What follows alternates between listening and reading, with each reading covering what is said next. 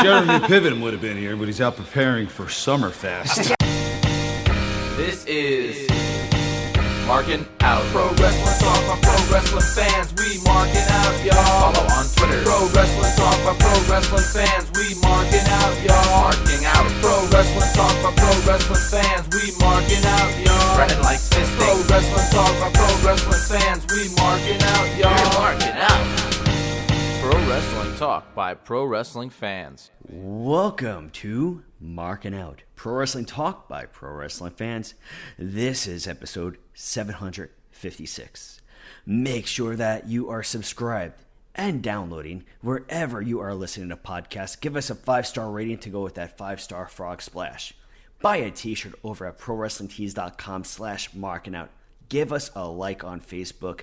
Give us a follow on TikTok at Markin Out, on Instagram at Markin11, and also on X at Markin Out. And also, in addition to all of that, go ahead, subscribe on YouTube. We'll keep you entertained. And that being said, you can follow me, Dave the Rave, on all social media platforms at David PTDPT. Follow Chris at CMSweeney85 on Instagram and Chris Sweendog on X.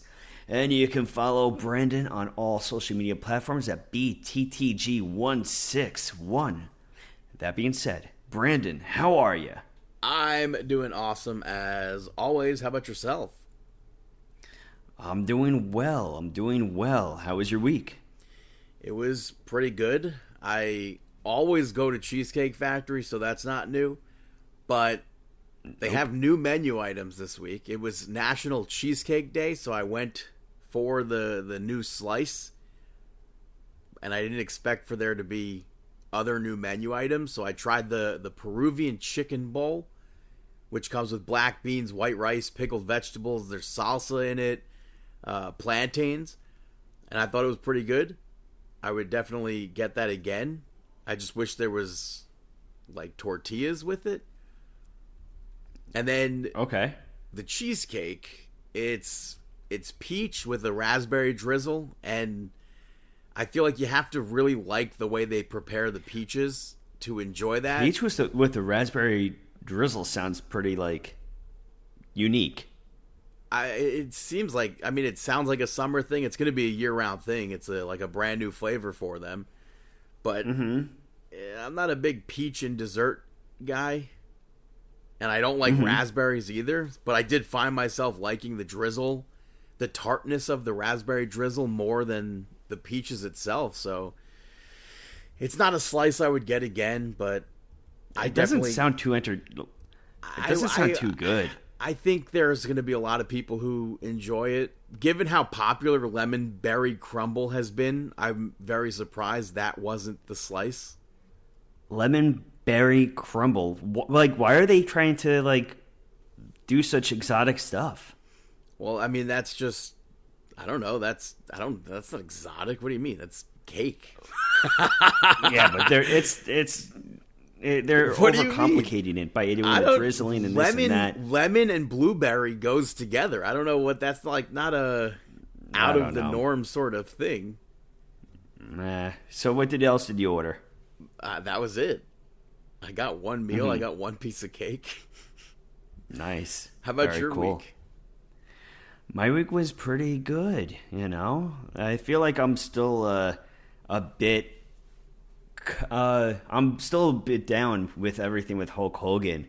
It's just been, every time I see a story or something like that, even creating a story about him, I was getting a little bit choked up.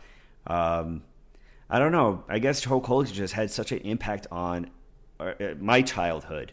He was just a larger-than-life character, a hero that you looked up to, and you marked out when you saw him anywhere, even in, like, Gremlins, and you would go to Blockbuster just to rent out movies because you saw Hulk Hogan on the cover because you were familiar with him.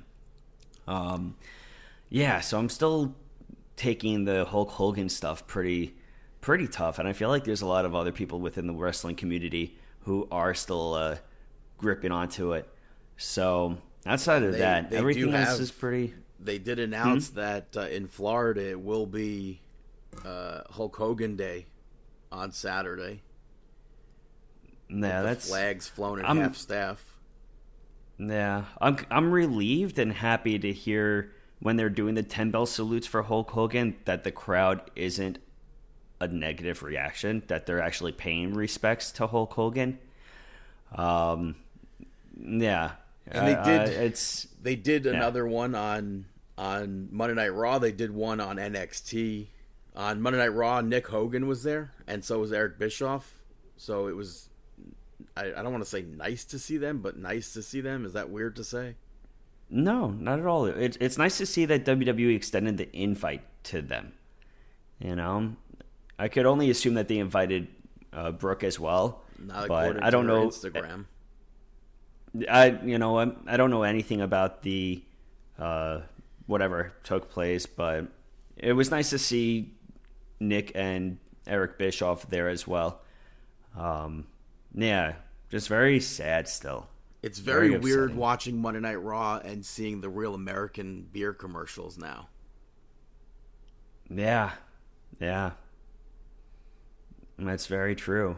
You know, even when you go into like 7-Eleven or you go into like a store and you see the cutouts of Hulk Hogan right there. You know, and they were just opening up a Hulk Hogan his store across the street from MSG, right? A bar. That's still coming right? in the fall. Yeah, it's still coming in the fall. Like, I wonder how that's going to be impacted with everything. You know? But, yeah, just very upset by it still. I didn't expect for it to bother me as much, but the more and more I would see stuff about Hulk Hogan, the more I would just relive all of the trading cards I had, the action figures, the erasers, the pens, everything, and every single thing. Guess who's on it? It's Hulk Hogan. I have to say, I hate that the IWC immediately starts freeze framing people during the 10 bell salute, and based off of how they're reacting, posting oh, LOL, look what they're doing. I know. I saw somebody do that for I think Solo and AJ. I feel like it's quite immature to do. Yeah, you don't think that these people actually have emotions and feelings towards someone? You know? No, but it's more so they're pointing out people who aren't showing emotion, which you can't tell someone how to grieve. No, exactly. I've unfortunately, we've been to many funerals where there's people that just you don't have to cry flat out. Yeah. Stop being childish, everyone. Grow up. So WWE continued with those tributes, but Monday Night Raw kicked off with Jey Uso, who was immediately interrupted by Paul Heyman, who had a lot of heat on him on Monday Night Raw. And Paul Heyman, he spoke about how people lied to Jey Uso, specifically his parents and Roman Reigns, in regards to being the guy, main event and everything. I feel like this went on a bit longer than it needed to go on. Paul Heyman said that he loved Jey Uso just like family. And then Jey Uso said that he'll be there for family every single time. And whatever happens on Raw and SummerSlam, it's on Paul Heyman. So they eventually got to the point. I thought it was a good moment to get Jay to really question everything. It just could have been a lot shorter. That could have been a lot shorter as well. I do agree with you. First match of Monday Night Raw saw AJ Styles team up with the Kabuki Warriors to take on and defeat the Judgment Day. I was expecting the opposite result, but I was excited to see this match. I was excited for this match, and a big mark out moment for me was that Kyrie, the insane elbow coming from that boost from AJ Styles to the outside of the ring. Yeah. That looked awesome. Yeah, and even before that, Dominic Mysterio like did absolutely everything he could to stay away from AJ Styles, to where there was almost even like a hot tag sort of spot, and you saw Raquel pull Asuka off the apron, and then Dominic knocked AJ Styles off the apron. Mm-hmm. So that went on until they finally got into the ring together, and I was very surprised at one point AJ Styles went for that phenomenal forearm. Roxanne Perez stood in the way. And then AJ she got Styles right in there.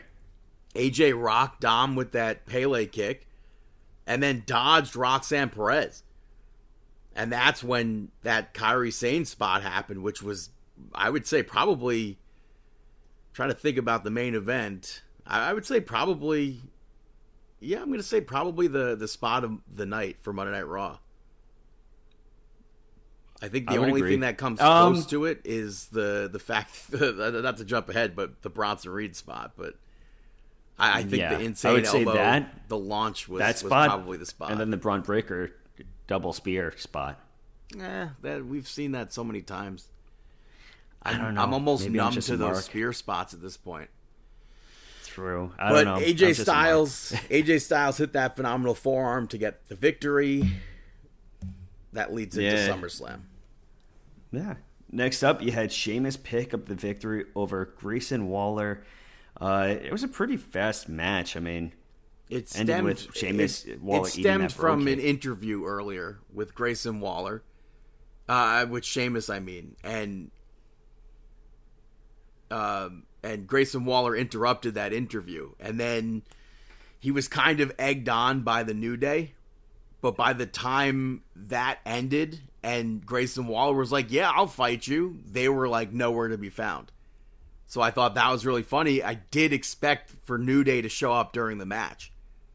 And that never happened. So that kind of surprised me, but I guess it shows that New Day isn't exactly on the same page as Grayson Waller.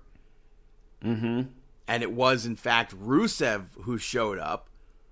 Sheamus ends up recovering, wins with the bro kick, and then Rusev, I guess you could say, brutally attacked Sheamus with the shillelagh afterwards. Yeah. I didn't even realize that Sheamus was coming out with a shillelagh again. I mean, it's probably been quite some time. A long time, I'm sure. I'm sure it's been a long time. After that, another maybe spot of the night, kind of people maybe were embarrassed by it. But Lyra Valkyria came out, had a promo, and she did that little dance, which it reminded me 100% of something Chris Jericho would do. So many people got on Lyra Valkyria for that dance gimmick that she did. But it literally, I could swear Jericho did the same exact thing. But she said that she got the match against Becky Lynch to be a no DQ match because she's seen everything that Becky Lynch has done. She's like literally from the start of her career to currently, she's watched it all. She knows everything that Becky Lynch can do, but Becky Lynch doesn't know what she can do. And I like that aspect of the promo. It was shaky, that little fancy dance footwork gimmick, that was hard to watch, perhaps. So I'm like, I go back and forth with it. But Becky Lynch came out, tried to attack Lyra Valkyria from behind. Lyra realized what was going to happen. She turns around, drop kicks Becky Lynch to the outside, and then used that kendo stick that Becky Lynch showed up with. And then Becky Lynch ends up escaping. Yeah. I like the fact that Valkyria didn't see her, but she knew Becky Lynch was right behind her and dropped. You could say she sensed it. That was a great spot. That really was. Like, I mean, how, like, she nailed it perfectly too. Yeah. And then later on, Becky Lynch, Bayley was interviewed, and she said that for the first time in her career, she's at a loss for words. She's like, she's very sad, and she doesn't know where it's going to lead to, but I have to assume Bayley's getting involved at SummerSlam.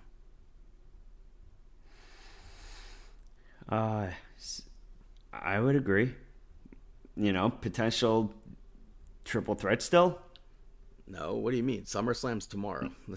Oh yeah, I forgot the stipulation. Yeah, she's definitely getting involved. Getting involved.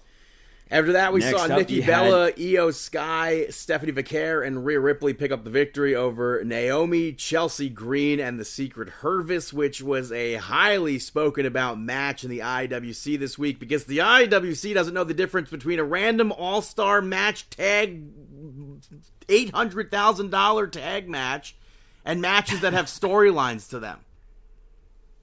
It's like such a simple thing to grasp the concept of. And they can't grasp the concept of it. It's so annoying. It's very difficult for them. It's so annoying.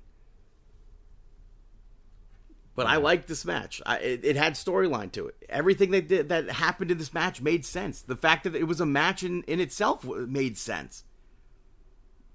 Yeah, I didn't mind it at all. I liked this spot with where what's her face, Piper Niven took out Nikki and Io when they were doing the taunt, and then she was doing the taunt, and then Rhea Ripley just comes up right behind her.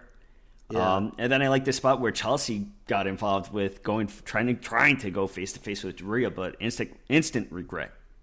I mean, even before that, Chelsea she tried not to get tagged in, but Naomi ended up tagging her in, and then that's when Nikki Bella begged to be tagged in. And then Chelsea made a blind tag to Alba Fire, who then made the blind tag to Piper Niven, who took over. So, and it didn't last long. I feel like I don't know. Maybe I feel like the heels maybe held the match more than the faces. And this match, it did get chaotic. I would have liked that to be a little bit more under control. I liked the Meteora spot from Stephanie Vaquer to literally everyone. That was a cool spot. I think Chelsea's sell of the Devil's Kiss was very well done and what everyone else should be doing when they're taking that move. I agree with you. And then Naomi at one point tried to leave and Io threw her back into the ring and Stephanie Vaquer eventually hit the SVB on Chelsea Green to get that victory for the team. Yeah, huge win. After that, we saw the Judgment Day pick up the victory over the LWO to retain the tag team championships, which I think, to me, obviously, well, not obviously, to me, that was to be expected. Mm-hmm. But the LWO held their own in this match. We saw Finn Balor cheat. Joaquin Wilde used JD McDonough to knock Finn Balor off the apron. I like that. And then, ultimately, El Grande Americano showed up. Dragon Lee showed up and brawled off to the back with him. And huge pop for him, too. For Dragon Lee? No. Grande Americano. In this match? Yeah, I heard a huge reaction for Grande Americano when he appeared. But in that spot, JD McDonough tried to use the championship. And then in that distraction also, another masked man showed up to knock Cruz del Toro from the top rope. So Finn Balor won off of that, but I don't know what the new name is, if that they're going to also call him El Grande Americano or whatever. They're going to call him El Pequeño Americano. It was Pete Dunne. Definitely Pete Dunne. Like, you could see it in his face. So I don't know what happened to him and Tyler Bate, but it's been weeks since we've seen Tyler Bate. But we'll have to see what happens with El Grande Americano. After that, we had Gunther come out, and he said that last week he made CM Punk shut the hell up. And then CM Punk's music hit, and I wasn't expecting it. It did jump scare me. Stop. No way. Yeah, I wasn't expecting it. And he's got that stupid record scratch or whatever you would call it. That's hilarious. And then CM Punk refuted him being speechless and said that he realized that he didn't want to be World Heavyweight Champion. He needs to be World Heavyweight Champion, and he needs to thank the people who have chanted his name for over 10 years. This was a fired up promo from CM Punk that I thought we were going to get last week. Last week's promo was very weak to me. This one was exactly what we needed. Yeah. I like how when Gunther tried to respond to him, he put his hand right over the mic and kind of like took him back to school. I like that a lot. Yeah. It adds a lot of speculation whether or not he can actually pick up the victory. You know? Main event of the evening, Jey Uso picked the victory over Bronson Reed, but it was by disqualification. With this, you had to expect Braun Breaker. You had to expect Roman Reigns. You didn't know when, but you had to expect it. But you knew they were going to be coming. And Bronson Reed controlled a lot of this main event, but in the end, it was Braun Breaker who speared Jey Uso, caused that DQ.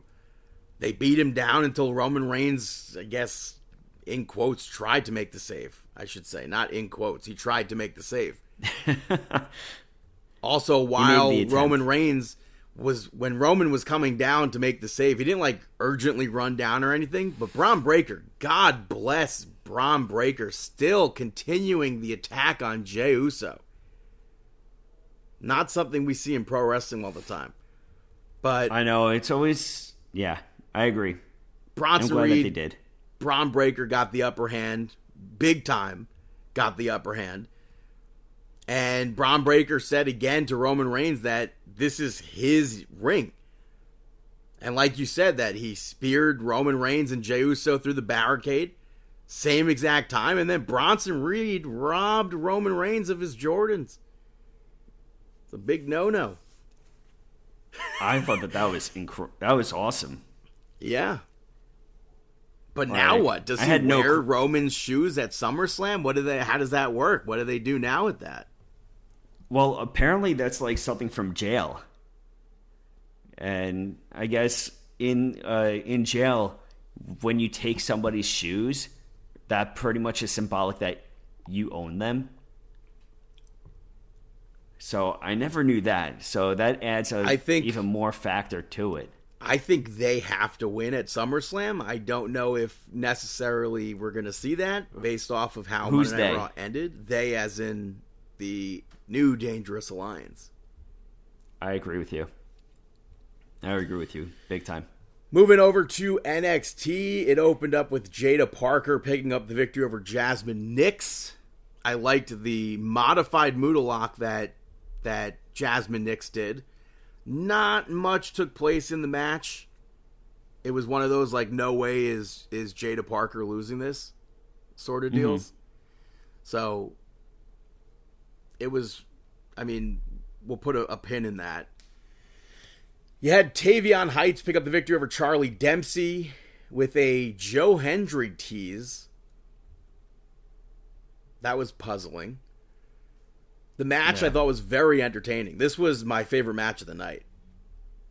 This was definitely entertaining, and I think that both of these wrestlers have a ton of potential. This match is what the No Quarter Catch crew is literally all about. They worked that amateur style into this match. Charlie Dempsey, at one point, starts working on Tavion Heights' leg, and Ren Sinclair looked like she wanted to throw in a towel, but there wasn't a towel to throw in. They kept going. Tavion Heights eventually hit that belly-to-belly and got the victory. So Tavion Heights is out of No Quarter Catch crew. I think he has a lot of potential to be a main event player in NXT. Mm-hmm. I just don't want to see the group split. I think they're too good of a group to like not be all together. I think that I'm more interested to see them fly on their own. Like it seems like they have to push Tavion Heights as a big baby face or something like that, but I don't know what happens with Ren Sinclair. I don't know what happens with Charlie Dempsey. I want to see Ren Sinclair wrestling on weekly television. So, after that, very infamous promo segment from Blake Monroe, where she explained that she did what she did to Jordynne Grace because Jordynne Grace isn't good enough, And then she put up a picture of Jordynne Grace from years ago when she was an extra. She put up other old photos. I really didn't understand the whole body shaming aspect of it, especially with the way Jordynne Grace doesn't look like that anymore. Yeah, I did question that too, but I kind of understood because she's going for that, in my opinion, like a mean girl kind of a vibe anyways. It's so lazy. It's such a lazy thing to book. I think it's her character though. I think it's something that her character would do. This promo like reversed anything that any sort of like there were aspects of it that I liked. I liked that Blake Monroe brought up. She's like, I was on WWE's radar before I was even training to be a pro wrestler because she was a model for WWE Shop. I liked her bringing that aspect into this. The majority of this promo I felt was a bunch of steps back for Blake Monroe. Big time. I don't know. I thought it was fine. To me, it just played into her gimmick. I just think it's very, very lazy. Especially for 2025, I think that's a very lazy booking. But Lola Vice interrupted, and she spoke about what it meant for her to be a star. And Jada Parker interrupted. She said that she's making her own noise. She doesn't need anyone else's. Jordynne Grace's music hit. Blake Monroe got scared, but it was Kalani Jordan. I liked that aspect of this segment. And then she challenged Blake Monroe. It led to the four of them brawling. And we have a match, I think, set up for next week. I believe so. After that, Fallon Henley picked up the victory over Lash Legend. Another Joe Hendry tease, which was somewhat confusing. This, I think, though, was the best that Lash Legend has looked, to me at least, in weeks. I think Lash Legend has... I feel like I keep on saying this with so many people on the roster, but a ton of potential. I mean, I think that I'm looking forward. Yes, but yeah, and she got attacked by Nia Jax. Yeah, well, before that, JC Jane tried to attack Lash Legend with the championship. She ducked that, took her down, and then Nia Jax showed up out of nowhere. I was not expecting that. I don't know how you possibly could have expected that. I agree. I didn't expect it. That led to Fallon Henley getting the victory, and then Nia Jax continued the attack afterwards on Lash Legend. I thought that was well done. Agreed. I don't know what we'll see with Nia Jax in NXT again, but I'm here for it. Mm-hmm. Earlier, we saw Javon Evans. I'm going to assume he was going to call Obafemi out with the way he was talking about it, but Trick Williams cut Javon Evans off and spoke to Javon as if Javon was going to be calling him out and not Obafemi. And Trick Williams said that he's going to take the NXT championship from Obafemi. He's going to be the double champ like JC Jane. And Javon said that if he gets in the way, he's going to take him out. And then you saw High Rise come out and basically said that Javon, his journey to the NXT championship is going to be a very long one because he's not going to get Trick because High Rise are there. They're going to back up Trick Williams. And then Javon Evans ends up throwing the first punch. He got knocked down. That sets up a match. Later on, we see Javon Evans pick up the victory over Wes Lee. Right off the bat, before the match began, Javon Evans dove out onto Wes Lee. And they brawled ringside. The match I thought was fine. I know a lot of people thought this was like the best match of the night, but I thought it was okay. It wasn't terrible. It wasn't bad. It was good. Yeah. It wasn't anything too crazy, but Javon did that swanton coast to coast again that he did at Worlds Collide. I like that. And then he followed that up with a frog splash. Wes Lee kicked out. High Rise did get involved. They had to be fought off, and he ended up diving onto them. And when he got back in, Wes Lee almost stole the victory. He hit the cardiac kick, but Javon's foot ended up on the rope. And Javon hit the cutter, and then he hit a springboard cutter and picked up the victory off of that. Yeah. So it was good. It was, I'd maybe say, more than a decent match. Yeah. After the match, though, you had Obafemi. Yeah. Watch it from above. We'll see what happens with the championship there. The main event saw Ethan Page successfully retain the North American Championship against Santino Marella. This was Santino's first match in WWE since 2014, if you don't count Santino working the Royal Rumble in 2020. Mm-hmm. But another Joe Hendry flashed on the screen for this match. I was expecting maybe Joe Hendry would be taking this match instead, or maybe we'll see Joe Hendry be the one to dethrone Ethan Page.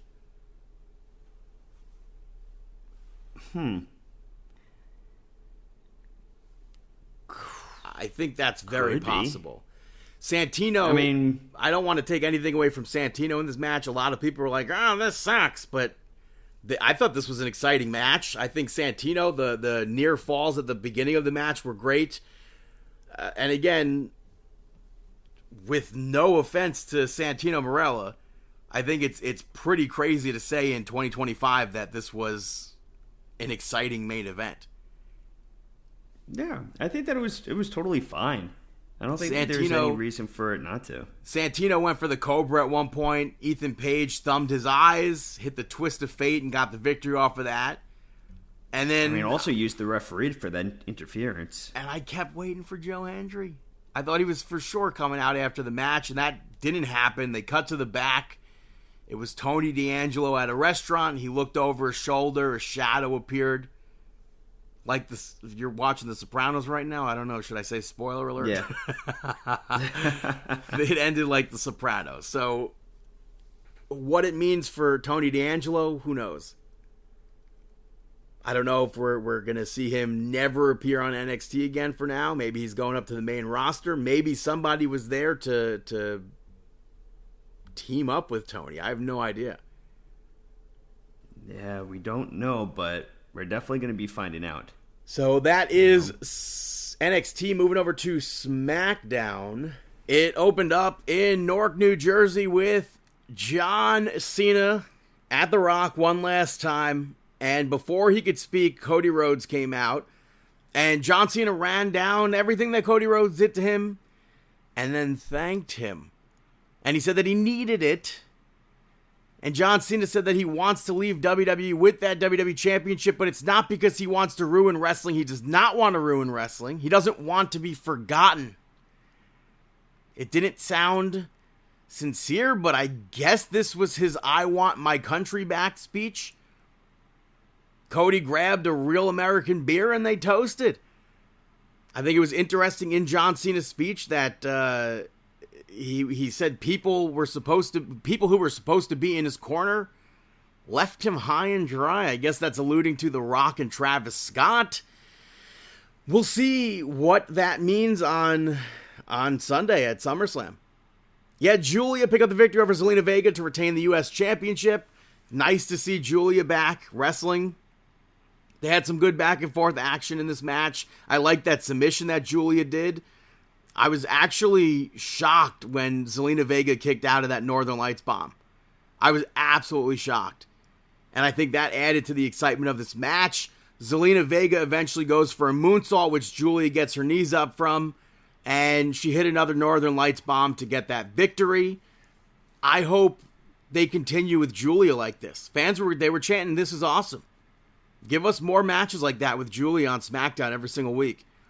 After that, there was an open challenge for the AAA World Tag Team Championships. Los Garza defended those titles successfully against Psycho Clown and Mr. Iguana, and I was so disappointed I wasn't there.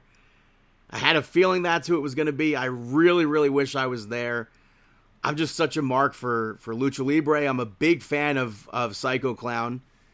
Mr. Iguana proved to be, completely over with the WWE audience at Worlds Collide. I have FOMO from from matches like that. But Los Garza did a good job at holding the ring. That hot tag, obviously, to Mr. Iguana popped off big time.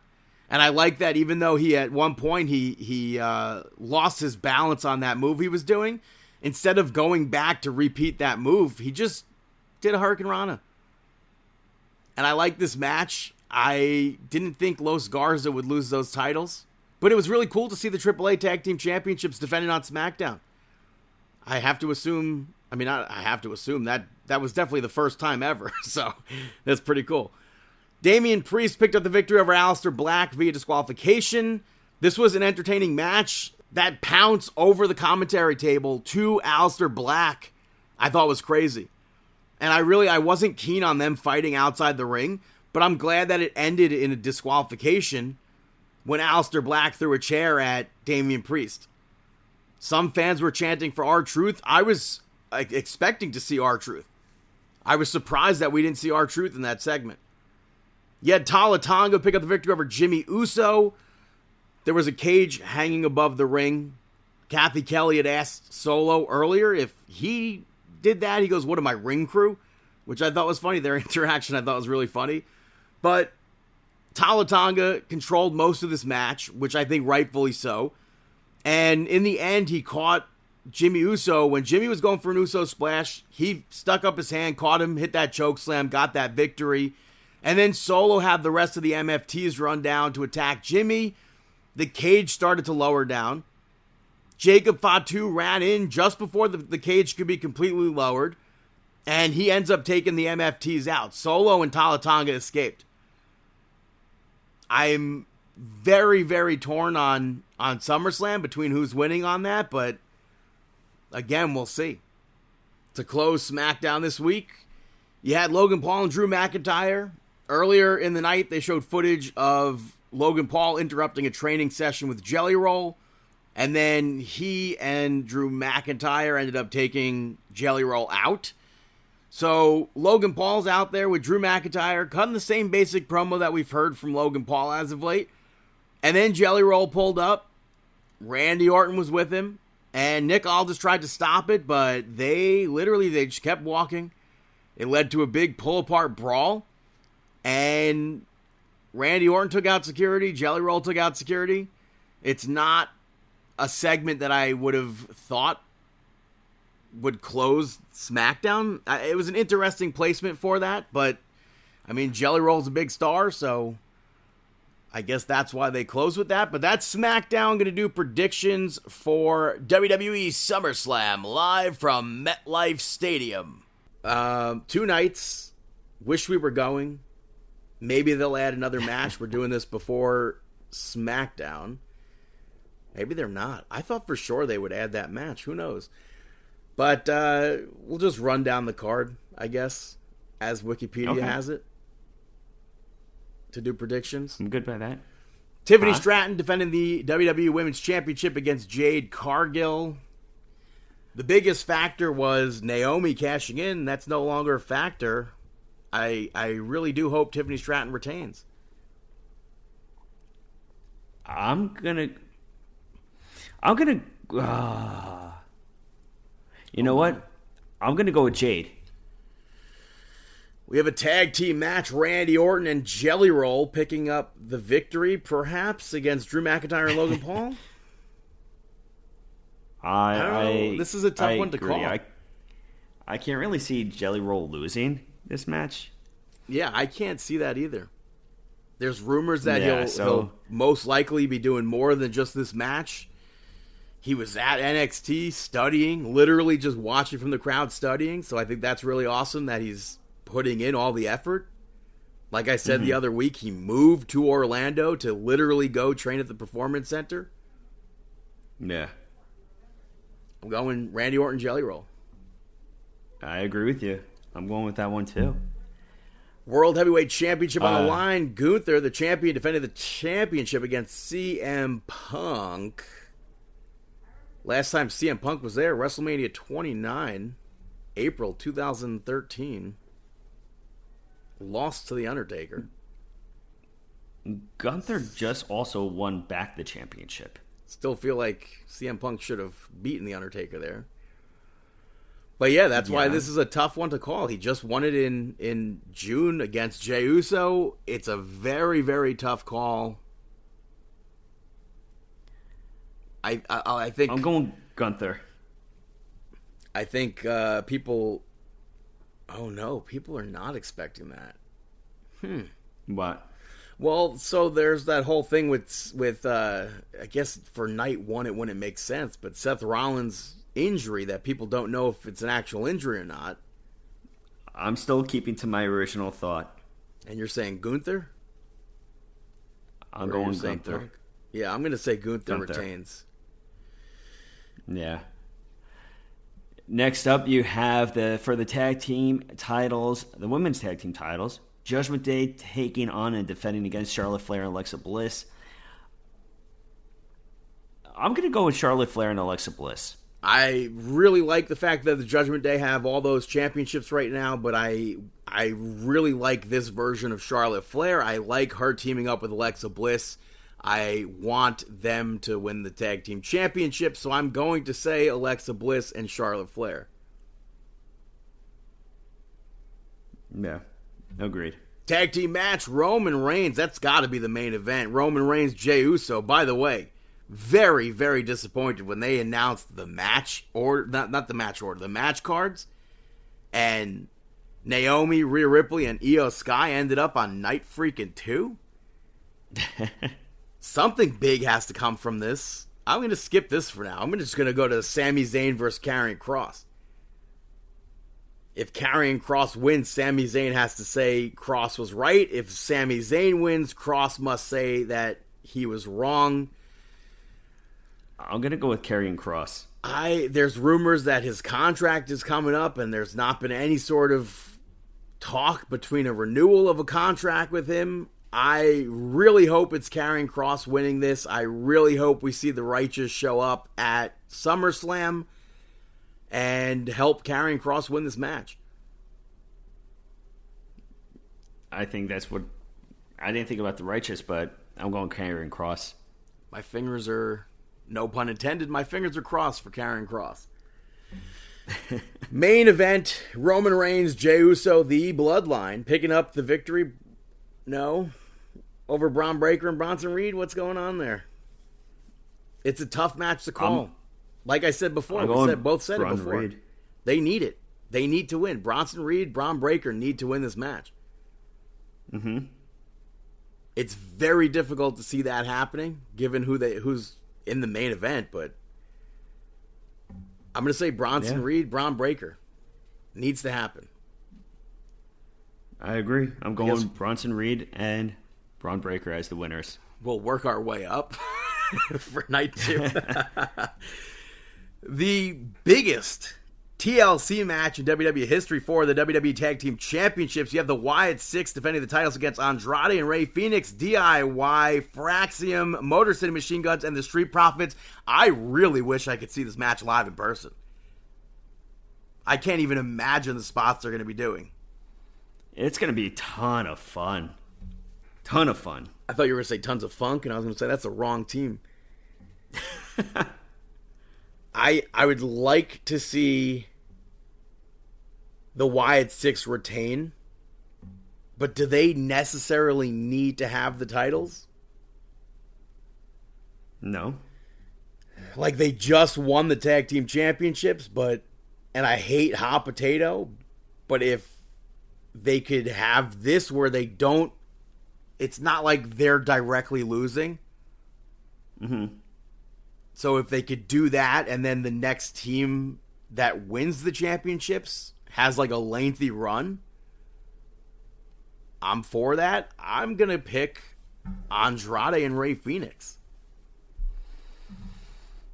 You know what? Hold on. When is this?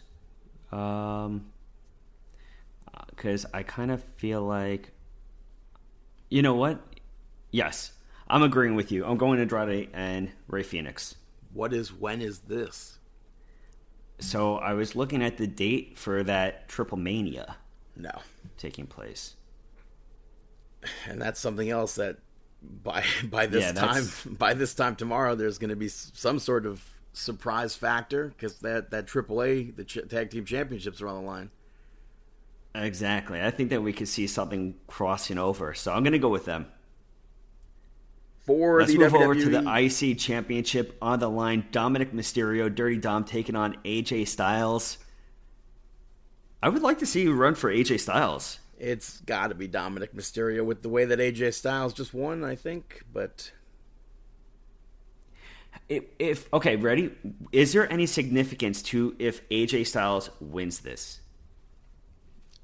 I'm pulling up his. If he wins this, WWE, he would be staying in WWE for a while. Who knows? I don't know. AEW fans still think AJ Styles is showing up in the next AEW pay-per-view. So, there's still people thinking that. Yeah, of course. You know what? He already won the Intercontinental Championship, so it's not really needed. Okay, I take it back. I'm going Dirty Dom. Steel cage match for the WWE United States Championship. Solo Sikoa defending the title against Jacob Fatu. Rikishi and Haku both had to pull out of the WrestleCon, I think it's called. People think they're going to be involved in this match. I'm going to say Jacob Fatu. I'm going to agree with you because Solo won the last one. I mean, he is champion. What do you mean he won the last one? Well, the last time that he faced off against Jacob to win the championship, of course, I'm going Fatu. But again, hopefully that leads to lengthy runs because it just happened last month. Why did you say that? So with who got pulled? Haku and Rikishi. Do you think that they're going to help Solo? I don't. So you think they'll help out? I mean, Jacob? I can't see Rikishi and Haku in 2025 being heels in WWE. They were a team, but I don't necessarily think. I don't know. I feel like we'll see Jimmy Uso get involved. I feel like we'll see Talatanga, etc. And who did you pick? I'm saying Jacob Fatu wins the championship.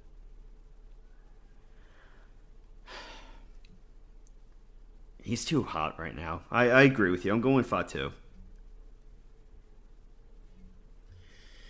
The Women's Intercontinental Championship, no DQ, no countout.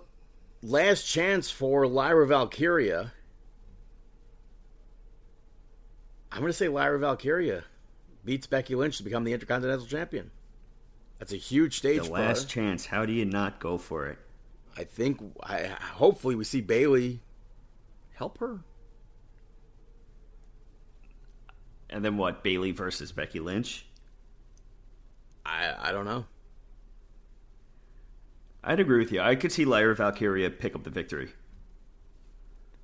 Let's move into the Women's World Championship triple threat. Naomi defending against Rhea Ripley and Io Sky. I think that this match is going to be incredible. I'm going to go with Naomi. I think it's very difficult to not pick Rhea Ripley here, but I really hope Naomi retains. I'm picking Naomi to retain. Street fight for the WWE Undisputed Championship. John Cena, Cody Rhodes. One last time? This is where people think Cody Rhodes wins, Seth Rollins comes out, cashes in. I think we're going to have a double turn on this one. I think we're going to have Cena go face and Rhodes go heel on this one. I'm going to agree. I'm going to say Cody Rhodes. Very difficult match to call. I think it has to be Cody Rhodes. Like, you need that not necessarily a turn for Cody Rhodes, but you need that turn for John Cena. He's got 14 dates maybe after that. Yeah, and he's not ending it as a heel. No. Definitely don't think so. He's definitely not ending as a heel. So that's SummerSlam Night 2. We're going to take a quick little break, and I'll be right back here on Markin Out. Hey, this is always ready Matt Cardona, the internet champion, a.k.a. the $1,000 broski, a.k.a. the Michael Jordan of wrestling figure collecting, the host of the Major Wrestling Figure Podcast, and you're listening to Markin Out. Welcome back, ladies and gentlemen, to Markin Out episode 756. Moving back to AEW Collision from last week, it kicked off. Dustin Rhodes picked up the victory over Lee Moriarty to retain the TNT Championship. I don't remember if there was any sort of setup to this, but Dustin started the match, went for that honor handshake. Lee Moriarty kicked the hand away. Dustin controlled most of this match, and I thought it was pretty good for what it was. It felt shorter than it actually was, but Dustin Rhodes reversed to figure 4 with a pin to get the victory there. Kyle Fletcher came out afterwards and said that he's owed a one-on-one shot, and it sets up a street fight, which I'll put a pin in. You had Tony Schiavone pay tribute to Hulk Hogan. He spoke very passionately about Hulk Hogan and his contributions to pro wrestling. So it was nice that they had that little tribute. You had the Bang Bang Gang pick up the victory over the Learning Tree to advance in that tournament. Some of this match I thought was sloppy. Like the other week, though, I thought it was Big Bill who shined the best here. He worked on Austin's leg, teasing what happened to Colton Gunn. Juice Robinson hit Hurricane Rana on Brian Keith. He ends up rolling right through into a pin. And then Austin pushed him over to reverse that pin. So Juice got the victory. You had Anthony Bowens pick up the victory over Max Caster. When Bowens answered the challenge here, nobody knew who it was. And I think that's bad. I think Anthony Bowens should be winning matches on TV every single week. I think, I don't know, man. The second time Anthony Bowens beating Max Caster, what does it do? It's still the open challenge. Max Caster continues the open challenge. And where's Bowens? I don't get it. Bowens beat down Max Caster afterwards. Billy Gunn threw him off. And he checked on Max Caster. That part really doesn't make any sense to me. But now Anthony Bowens is kind of showing heel tendencies. They did a thing on this week's Collision. I don't like it. You had the Outrunners, Ishii and Hologram pick up the victory over Hechicero, Lance Archer, and the Infantry in a $400,000 8-man tag. I don't need to talk about that match. Triangle Madness picked up the victory over Rachel Ellering, Maserati, and Laney Luck. I don't think a trios match with them works because there's no trios division for the women. I don't need to see the three of them face enhancement talent and Rachel Ellering when truly they should all be well beyond all of that in their careers. Some of this match was sloppy. Rachel Ellering is definitely someone who should be running a division on TV. 100% should be part of a weekly television program. Queen Aminata ran down afterwards. Her eye was gimmicked. And then Megan Bayne attacked Queen Aminata. I'll put a pin in all of that. You had Nick Wayne and Kip Sabian pick up the victory over AR Fox and Angelico. This was another nothing match just to get Nick and Kip a win. But the team that they faced never wins any matches, so it's not really that impressive.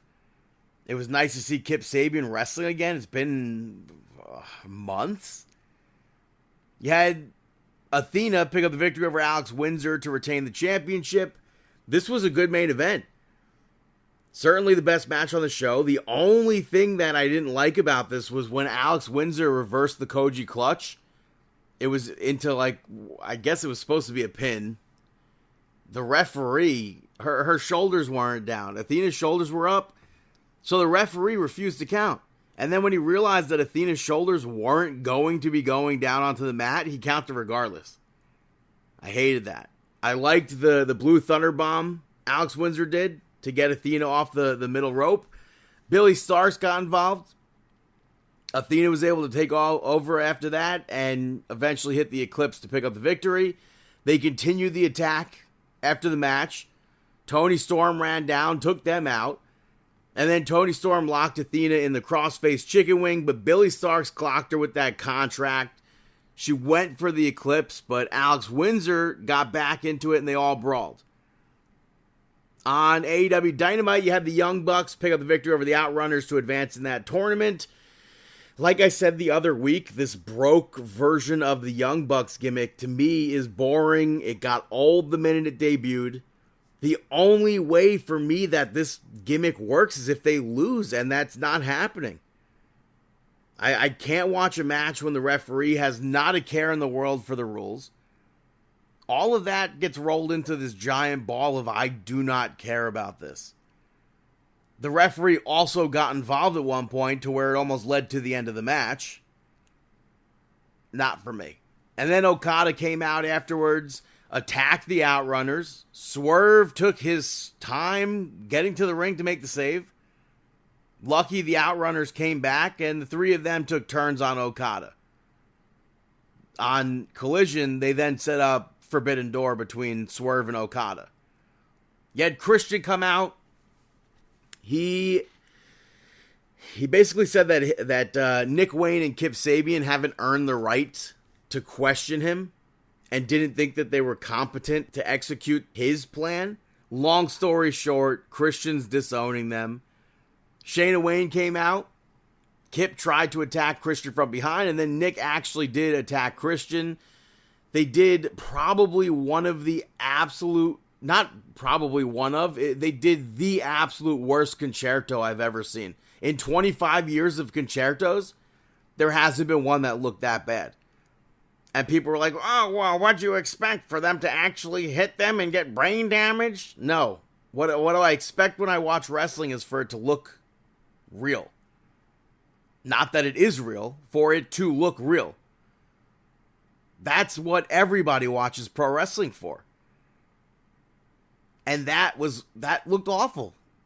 The camera cut was awful, and then the different angles came out from in the arena, and people were like, this was garbage.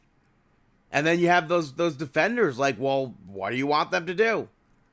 If you can't hit it to where it looks good, don't do it. Simple as that. You had Hangman pick up the victory over Jon Moxley to retain the AEW Championship. Everyone was banned from ringside. I could not care less about this match. I said it last week. This was stupid. Why did Hangman, as the champion, need to challenge the challenger when he's already beaten Jon Moxley multiple times? The way that I would have been completely satisfied with this match was if Hangman just ran right through Jon Moxley in a minute or two. Really set him up as a dominant champion, a heroic champion, but that wasn't it. I expected for them to keep this match in the ring. That didn't happen. They brawled on the outside. I should have known better. I truly should have known better. Jon Moxley hits a pile driver on the steps, ends up hitting a pile driver on the apron. He hits another pile driver in the ring. I don't get it. At what point are you selling a pile driver? And in this match, I just kept waiting for Darby Allin to show up. And at one point, the referee gets knocked down. The Death Riders show up, even though everyone's banned from ringside. Marina Shafir slips Jon Moxley the championship. The referee ends up seeing Marina Shafir ringside. Instead of tossing her out, it should just be an instant DQ. The stipulation, everyone's banned from ringside. Well, someone from Jon Moxley's camp is now ringside. How's that not a disqualification? It's ridiculous. And then Darby Allin dove off the balcony onto security. He completely missed the Death Riders. The funniest part of that was seeing Wheeler Yuta debate in his head whether or not he should be selling for that. That looked terrible. And then Hangman ends up winning the match. It was a useless match. Absolutely useless match. You had Athena and Billy Starks pick up the victory over Toni Storm and Alex Windsor. I was pumped to see this match as the main event, and then I realized that was not going to be the main event. And it took out of the match for me a bit. I thought the faces were going to win. I thought maybe Athena was going to cash in. A lot of this was like that opening match, though, with like bad officiating. It was unfortunate. And the match, all over the place. I didn't like Athena pinning the champion since she didn't cash in. I would have much rather it had the other way around. And then it led to nothing. It led to Athena making a challenge on Collision. In the main event, Mark Briscoe picked up the victory over Ricochet. The Gates of Agony eventually made their way out. They got involved way too many times. The referee didn't even do anything about it. Bandito and Brody King eventually brawled with them to the back. I couldn't believe you saw the referee kick Marina Shafir out from ringside in a match where they were banned from ringside. Here, the Gates of Agony come out, get involved multiple times. The referee sees it multiple times. I'll just let it happen. This wasn't a good main event. And then Mark Briscoe cut a promo on MJF afterwards, spoke about killing MJF, called him out. MJF appeared on the screen instead, and in order to prove a point to Hangman, he now has to face Mark Briscoe next week. Everybody loves proving points in that company. And then MJF showed up from behind, kicked Mark Briscoe, beat him down. Hangman made the save. I thought this was a dud of an episode. It could have been saved if MJF successfully cashed in on Hangman right then and there. It was a dud. Then you go to Collision from this week. Complete 180 of that Dynamite. The Death Riders kicked it off, attacking a random crew member, which I don't understand how that doesn't get them suspended. But Jon Moxley brought up Darby Allin, and the message that they sent to him with the throwing him down the stairs, he called Darby out, and Darby was up on the balcony, walked off. So the Death Riders go on a hunt for Darby Allin. Darby Allin ends up attacking Jon Moxley backstage. It was very Scooby-Doo-esque. And then later on, tried to dump Jon Moxley off the fire escape, but that was stopped. You had Bandito and Brody King pick up the victory over the Gates of Agony to advance in that tournament. I don't think they need to fight outside the ring here. It was a very expected outcome. I think it's weird not seeing Ricochet out there for Gates of Agony like they were out there for him. You had Chris Statlander pick up the victory over Lena Cross, who I was very much so under the impression that she was signed to TNA, but I guess that's not the case. But this match, not much of a match. It was obviously just a showcase for Chris Statlander, who should be well beyond matches like that. She won with a submission. And then Willow Nightingale came out during Chris Statlander's celebration just to go for her match, where Tekla then picks up the victory over Willow Nightingale. This match, I think Tekla needed to win. It was a match that I fully expected for Tekla to win. I thought the match was fine. It should have been much better for both of them in this match. It wasn't a bad match, though, but it just should have been better. The Triangle of Madness distracted Willow. It set up Tekla to get that victory. Due to the entrance thing with Willow cutting Chris Statlander off, I thought maybe we would see the Triangle of Madness attack Willow afterwards, and then Chris Statlander would make the save. They'd make up the big pop. Everyone would be happy with that. I did not have Megan Bayne and Penelope Ford joining in. I probably should have. That led to Queen Aminata and Ty J coming out. I should have put all of that together. And I was just very much so disappointed that it wasn't Chris Statlander making the save. People think it's leading to a female blood and guts. Here's hoping. Yet FTR pick up the victory of the Bang Bang Gang to advance in that tournament. The chops from Dax and Juice Robinson, I think, were the best part of this match. But this was a very enjoyable tag team match. I get all the cheating stuff, but the referee looked so stupid It was happening right in front of his eyes. How do you not see that? And then eventually he would see it. It made no sense to me. None of that made sense to me. It happened multiple times. He looked so stupid. The Bang Bang Gang at one point did the Power and Glory spot that FTR does. Juice moved out of the way when he sensed Cash diving off the top rope. Cash lands on Dax. I thought that was a good spot. They did a very good job at making it look like FTR would be losing this match. I didn't think for 1 second that FTR was going to be losing this match, though. And I hated the end of the end of the match. I thought made Austin look bad. It took way too long. After that, you had the Max Caster Open Challenge, where he put Bowens down beforehand. He issued the challenge. It was Rush who answered. Max Caster jogged around the ring for a bit, and the referee stopped counting. It was well over a 10 count. Rush goes in, brawls with him, didn't even care about the clock running down. And he rounded all the way out, continued the attack afterwards. LFI joined in, and I was freaking happy.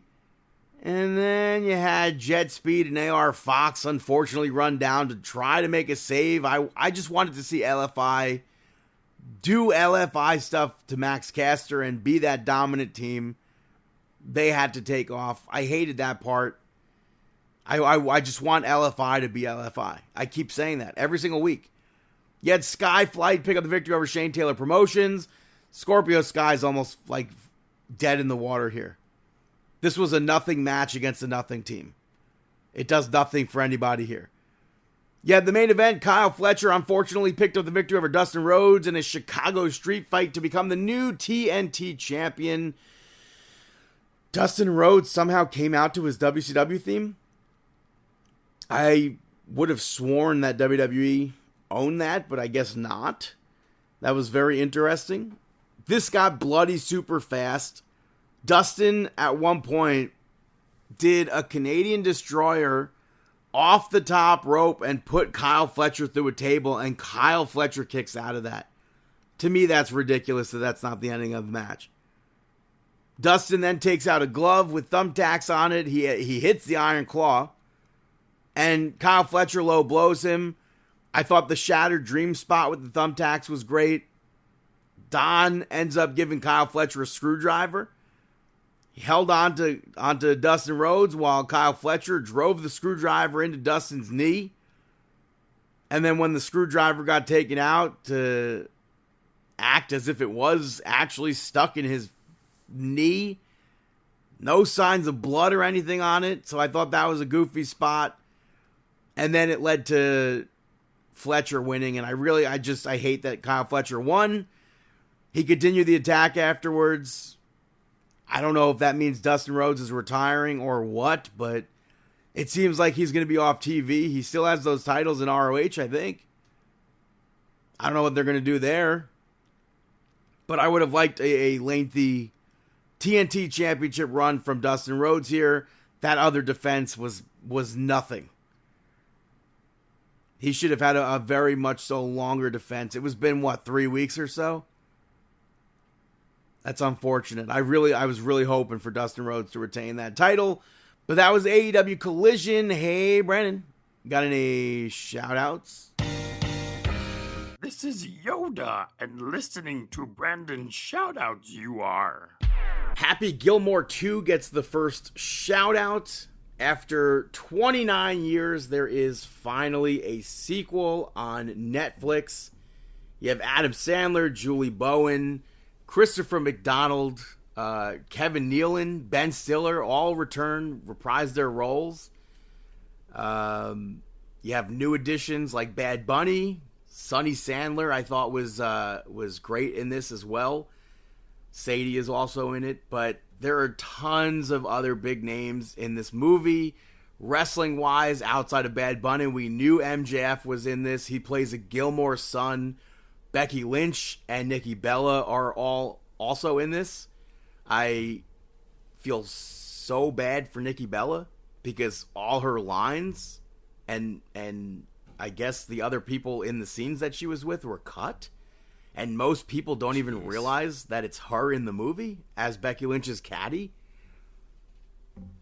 So How? it's just like Like, why wouldn't they notice if that she's you, the caddy? it's like such a background sort of thing. Mm-hmm. So I think that's unfortunate. The list of cameos literally goes on and on. I think they did a really good job at paying homage to Happy Gilmore while still putting out a new story.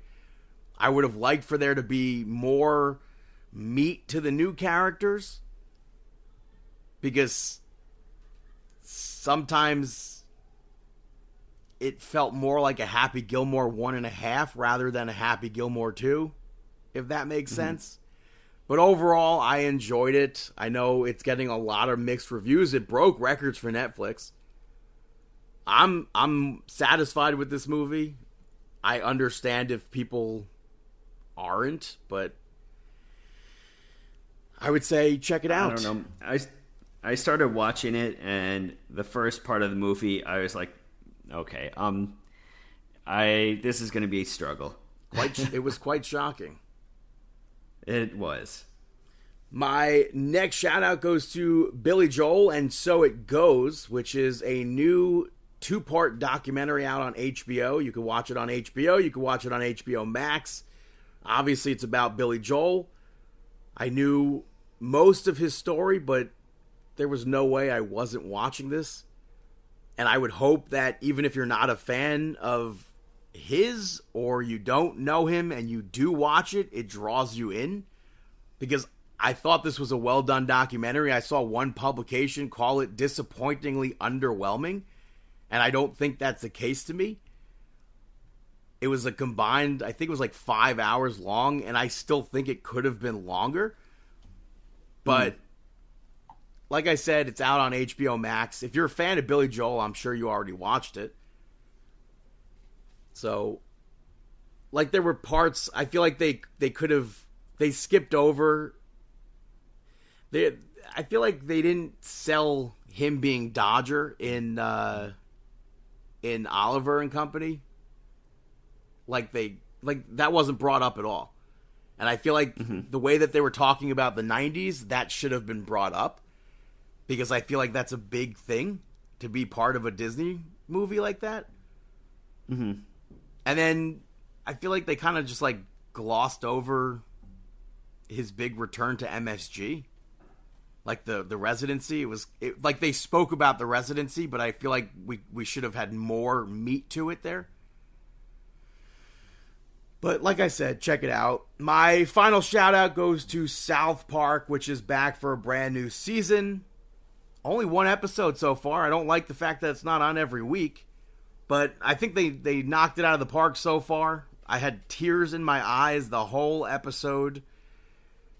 I mean, they got super political with it, but I think it was hilarious. If I was Trump, I would have been like, oh no, not if I was Trump. If I was someone working for Trump, I would have been like, brother, you need to just say this was the most funniest thing you ever watched. But apparently just go with it. Apparently that did not happen. Yeah, did anything else come of this yet? I think he was quite pissed, they say, according to the reports, but I'm still like thinking back to it, man. It was funny. It was just funny. So if you're a fan of South Park, I'm sure you already saw it as well. So those are my shout outs. Now it's time for our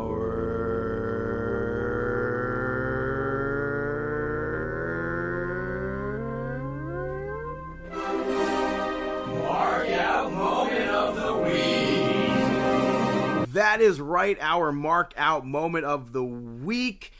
I do want to say, last week I said I might mention San Diego Comic-Con again. After we recorded, they showed off more stuff. There was an AWA Kurt Hennig figure that I had to mention because I popped big time for it. It's a 2-in-1 apparently. I guess it's going to come with the singlet as well. But I think that's the first time that they're making an AWA championship, so I thought that was really cool to see. And that's why I had to make mention of it for this. I think there's some cool AEW figures coming out soon, or I guess technically Ring of Honor. They have that Matt Cardona and Chris Jericho when they faced off at Ring of Honor. I think that's pretty cool. Yeah, that one looks really nice. Roosh looks great. And a bunch of others. But you have any other mark out moments? I have a bunch.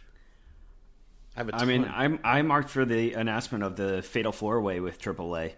El Hijo del Vikingo versus Dragon Lee versus El Grande Americano versus Dominic. And I marked out for that. And then also the Dirty Dom. The past AAA event had Lola Vice and Natty team up. El Grande Americano beat Octagon Jr. and El Grande Americano was incredibly over. Big time. And then at one point, Dominic ended up attacking Dragon Lee, and he attacked Vikingo. He unmasked and got a huge pop there. Huge is like, I don't even know if that's an understatement. Yeah. It was incredible. And then on the WWE Mexico City Super Show, you had Psycho Clown, Pagano, and Mr. Iguana team up to face Legado on both of those shows. So I thought that was really cool. They also had a backstage segment where they beat the hell out of an El Grande Americano piñata in front of El Grande Americano. And I thought that was really funny. In regards to Happy Gilmore 2, you could play a PlayStation-style game on Netflix for Happy Gilmore, where you golf and you find things on the golf course, and then you fight Bob Barker in the end. So I thought that was really cool. Yeah, I feel like I saw a clip of that, and I thought that was really cool. I feel like most people don't realize there are games on Netflix. Mm-hmm. So you could check that out. The docu-series WWE Unreal came out this week. And there were so many clips, like, instantly on Twitter. And the one thing, when I watched the 5 episode that they have up there, the one thing I didn't see anybody really talk about, they showed TNA footage. And I popped while watching that because it wasn't spoiled for me on Twitter. They showed a clip of Cody and Brandy on Impact. They also had footage of Abyss to introduce that he used to be a pro wrestler when they were showing that he's an agent.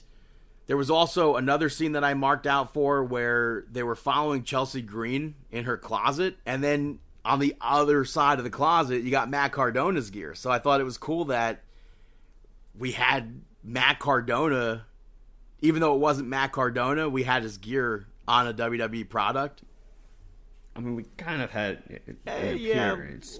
here and there. A little bit, maybe.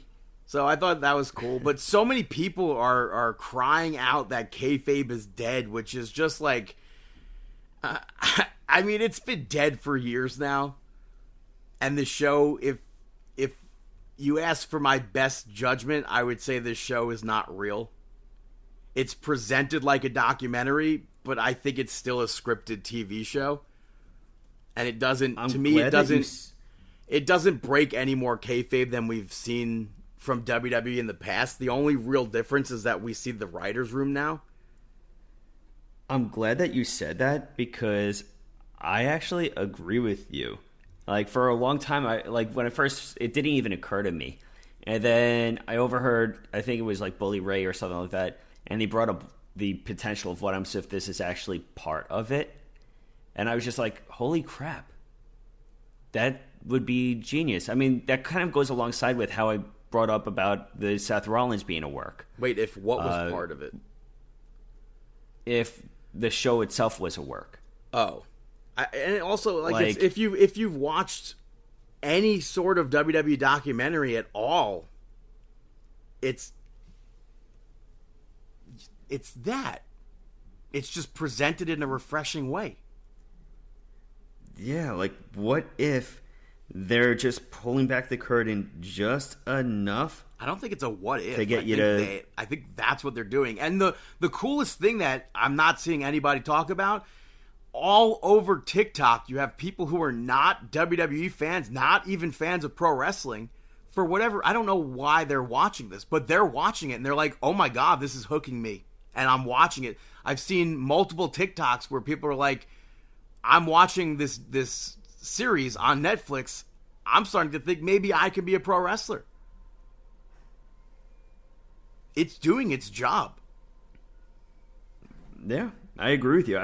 I think that it would be fascinating because what better way to hook these smart fans in this smart internet society by playing it out as if you're pulling back the curtain, but in reality, you're not. But also your HLS to people who don't watch anything with pro wrestling and they think this is all real. Mm-hmm. So I think it was I wouldn't say it was a waste of time, but it was refreshing to how they presented everything. I would much rather watch WWE Unreal than Dark Side of the Ring, perhaps. Okay. My final mark out moment of the week, WWE and Universal Studios announced WWE presents The Horrors of the Wyatt Six for Halloween Horror Nights at Universal Studios. It was long time rumored, and now it's finally actually confirmed. This marks the second time a WWE entity was represented at Halloween Horror Nights. Previously, it was The Undertaker. The Undertaker in 2000 at Hollywood, Universal Studios Hollywood. This is taking place at both coasts. I really wish I could go. I don't like being scared, but I really wish I could go because I'm such a fan of Bray Wyatt. I'm such a fan of the Wyatt Six. They seem like they've put so much into this. We're like the top of Universal Studios on the creative team are like, we did this.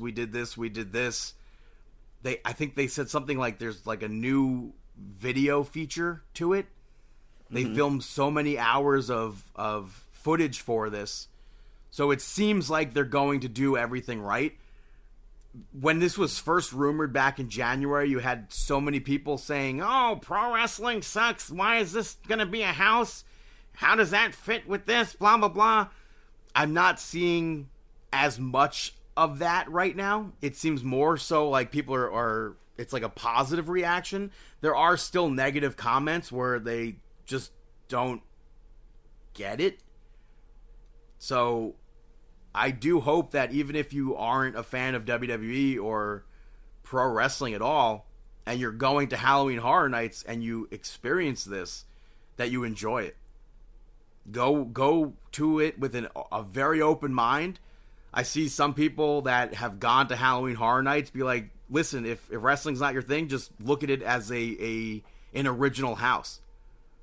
It doesn't have to have that, like, oh, pro wrestling's attached to it. You don't have to have that mindset. Just because you don't know what it is, just go in thinking it's a completely original story, which it is. So, I wish I can go. Most likely won't be, but you have any other mark out moments?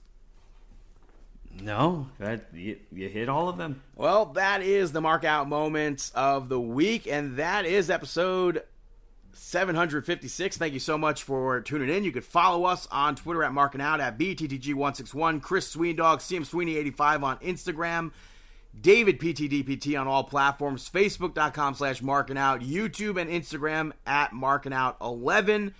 Follow us on TikTok. You could rate, review, subscribe, Apple Podcasts, Amazon Podcasts, Spotify Podcasts, iHeartRadio, YouTube, markinout.com, and ProWrestlingTees.com/MarkinOut. We wish you the